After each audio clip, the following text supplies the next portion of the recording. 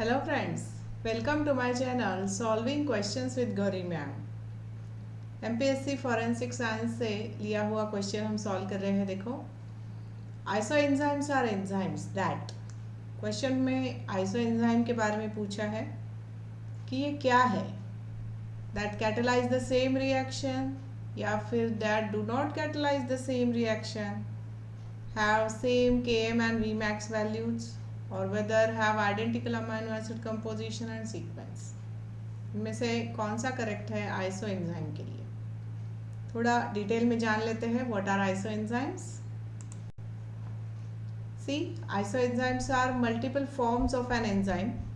Multiple forms है enzyme के that catalyses the same reaction. वो सेम रिएक्शन ही कैटलाइज करते हैं, ठीक है, but differ from each other in their amino acid sequence composition. तो इनका amino acid sequence composition different है, ठीक है। सबस्ट्रेट एफिनिटी डिफरेंट है, वी मैक्स डिफरेंट है, एंड और रेगुलेटरी प्रॉपर्टीज ये भी डिफरेंट है। तब उसे हम आइसो एंजाइम या फिर आइसोजाइम्स भी कह सकते हैं, ठीक है। इसका एग्जाम्पल है, देखो, LDH that is lactate dehydrogenase. ये एंजाइम जो है ये कन्वर्ट करता है पायरूवेट को लैक्टेट में। अब LDH1 जो है वो हार्ट और आरबीसीज में पाया जाता है। LDH2 जो है वो रेटिकुलो एंडोथेलियल सिस्टम, मतलब एक इम्यून सिस्टम का पार्ट है, ये यहाँ पर दिखाई देता है। लंग्स में जो LDH है वो LDH3 है। LDH4 किडनी और प्लासेंटा में पाया जाता है।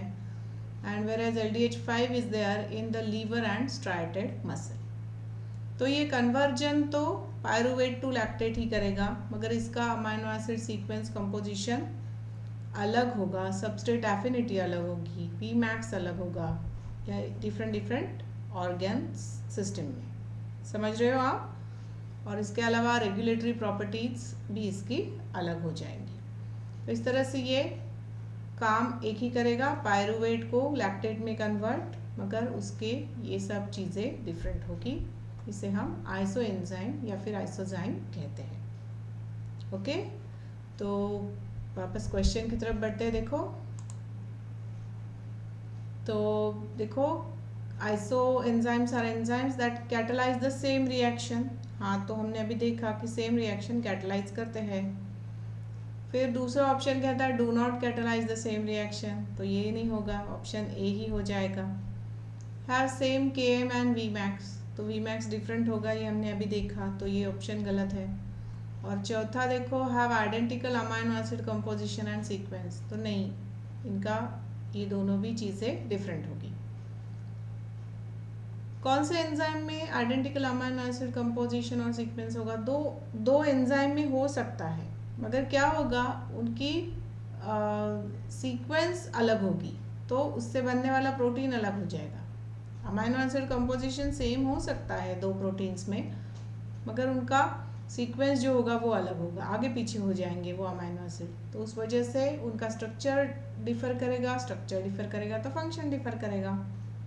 ये एक बात हो सकती है।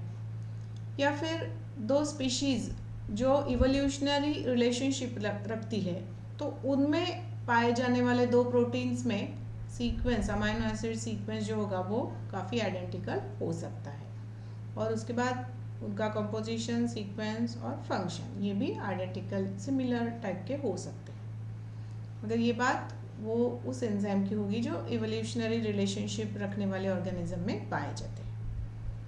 तो आइसो एंजाइम में ये चीज़ नहीं होगी, तो इस वजह से आंसर हो जाएगा ऑप्शन, पहला option, catalyse the same reaction. Done, alright. So I hope आपको समझ में आया मेरा एक्सप्लेनेशन, और अगर आपको एक्सप्लेनेशन अच्छे लगते हो, ये मेथड अच्छी लगती हो, तो प्लीज़ आप कमेंट सेक्शन में उसे मेंशन कीजिएगा, और अगर कोई डिफ़िकल्टी है तो मेल के थ्रू भी आप मुझे शेयर कर सकते हो। And don't forget to like, share and subscribe to my channel. Thanks for watching.